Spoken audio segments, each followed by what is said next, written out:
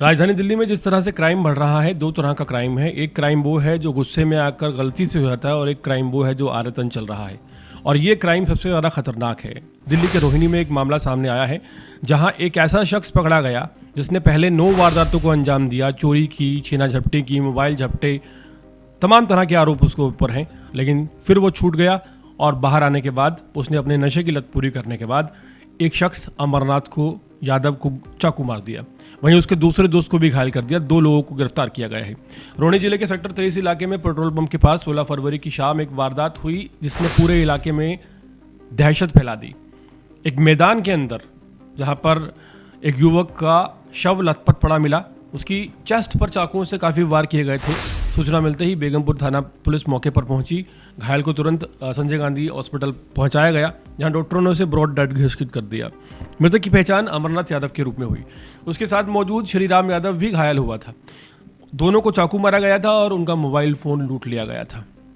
घटना की गंभीरता को देखते हुए थाना बेगमपुर की टीम ने तुरंत मामला दर्ज किया, जांच शुरू की गई। ये एक ब्लाइंड मर्डर था पुलिस के लिए, क्योंकि शुरुआत में आरोपियों का कोई सुराग नहीं मिला।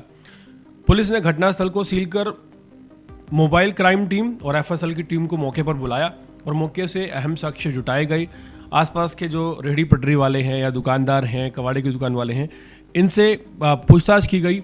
छोटी मोटी जो जानकारी मिली उसके आधार पर पुलिस ने गंभीरता से लेते हुए टेक्निकल निगरानी जब शुरू की तो पता चला कि एक ग्रे रंग की एक्टिवा इलाके में घूम रही थी जो कि संदिग्ध है। और उसकी तलाश करने पर पता चला कि एक्टिवा पर इलाके में जो घूमता देखा था वही शख्स इस वारदात के पीछे था। 2 लोग का नाम सामने आया जो कि मांगेराम पार्क सेक्टर 23 के रहने वाले और नशे की आदी हैं। इसके बाद पुलिस ने लगातार दबिश देनी शुरू की। 3 दिन के अंदर 19 फरवरी को पुलिस ने रोहित जो कि 29 साल का उसे गिरफ्तार कर लिया। पूछताछ में चौंकाने वाला खुलासा हुआ। उसने बताया उसने अपने साथी दुर्गेश उर्फ दुर्गी जो कि 23 साल का है उसके साथ मिलकर लूट की नियत से अमरनाथ और उसके साथी को रोका था। जब अमरनाथ ने विरोध किया तो गुस्से में आकर उसने चाकू से हमला कर दिया। वारदात के बाद दोनों आरोपियों ने मृतक और घायल के मोबाइल फ़ोन छीन लिए और वहां से फरार हो गया एक्टिवा पर। रोहित की निशानदेही पर पुलिस ने दुर्गेश को भी उसके ठिकाने से दबोच लिया है। गिरफ्तारी के बाद दोनों की निशानदेही पर हत्या में इस्तेमाल किया गया चाकू, ग्रे रंग की होंडा एक्टिवा, लूट गए दोनों मोबाइल फ़ोन और वारदात के समय पहने गए कपड़े हाल फिलहाल बरामद किए गए हैं। और पूरे मामले पर हैरानी इस बात की है कि दोनों जो लोग हैं, रोहित पहले से चोरी, झपट्टा मारी और लूट के 8 मामलों में संलिप्त रहा है। दुर्गेश के खिलाफ 9 आपराधिक मामले दर्ज हैं।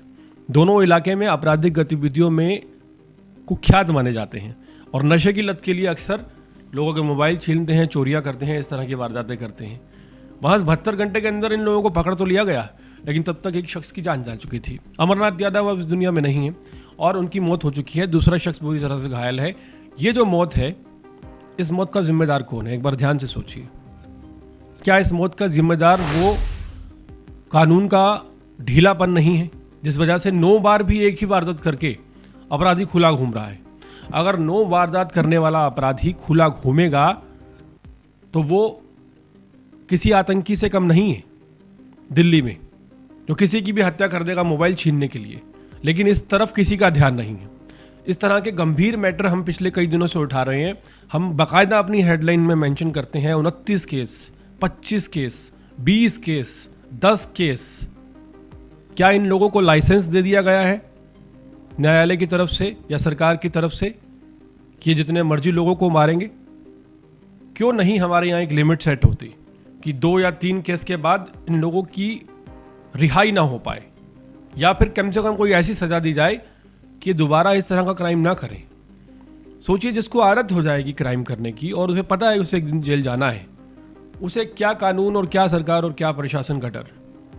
और हमारी पुलिस कितनी बार इन लोगों को पकड़ेगी?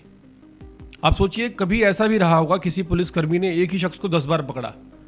अब उस इन्वेस्टिगेशन ऑफिसर के दिमाग पर क्या चलती होगी, दिल में क्या चलती होगी? वो जब किसी और को पकड़ता होगा तो उसके दिमाग में यही आता होगा कि ये तो जमानत पर छूट जाएगा। तो यहाँ सवाल बड़े खड़े होते हैं कि एक्चुअल में अपराध बढ़ क्यों रहा है? क्या वजह है कि अपराध बढ़ रहा है? क्या इसके पीछे का मुख्य कारण यही तो नहीं है कि जो एक अपराधी अपराध बार बार करता है उसे लाइसेंस दे दिया गया है एक, जिस लाइसेंस का कोई लिमिट ही नहीं है। 30 अपराध करने वाला भी खुला घूम रहा है बाहर आज़ाद, 50 अपराध करने वाला भी खुला घूम रहा है, 10 अपराध करने वाला भी खुला घूम रहा है। तो फिर कानून का मतलब क्या है? सजा का मतलब क्या है? उसे नशे की लत लगेगी, वो फिर किसी की जान ले लेगा, एक बेकसूर व्यक्ति फिर मारा जाएगा। किस बात का न्यायालय, किस बात का प्रशासन, किस बात की कानून व्यवस्था? किससे जवाब मांगेंगे आप?